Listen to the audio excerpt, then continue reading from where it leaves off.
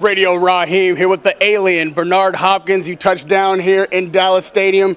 Canelo Alvarez versus Liam Smith has been panned. We know this. Everyone thinks it's a mismatch. Why are they wrong? Well, they are wrong because the man is undefeated. The man, Smith, is coming to prove people wrong. I've spoke to him twice. He's coming from the other side of the pond, as we say. And why fly that long to get here to lay down because others say you're going to lay down, or at least critics or predictors.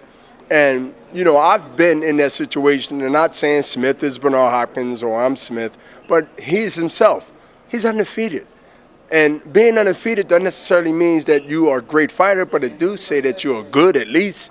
So let's get past this fight. When I say let's, Golden Boy, Canelo, get past this fight with flying colors, because he's going to be criticized, I think, 50-50 no matter what happens. Well, not no matter what happens, no matter if he wins, lose, knockout, TKO, whatever. If he loses, then he was underrated, this and that. Well, we must stay focused and get ready for the next big thing, and hopefully, 2017, be great if it's September around this time. It will be the super fight in a long time for Triple G, who's now, I guess, mid-30s, and still Canelo, who haven't reached 28 or even 27, be years for that come, but there's still a time for it to happen sooner than later. But I must say, Radio Raheem, that it will happen, and I will tell the world that it won't take as long as Mayweather and Pacquiao. You are a middleweight legend. Now Triple G is getting the kind of fanfare that people say he's the most dangerous middleweight since Bernard Hopkins, the most, feared fighter out there. And what we saw Saturday night, did it change the way you think of Triple G? And what did you learn about it, if anything? Well, it didn't change my comments and also what I think about Triple G. He's always going to be dangerous because punches are dangerous until they punched out or they knocked out. I like that.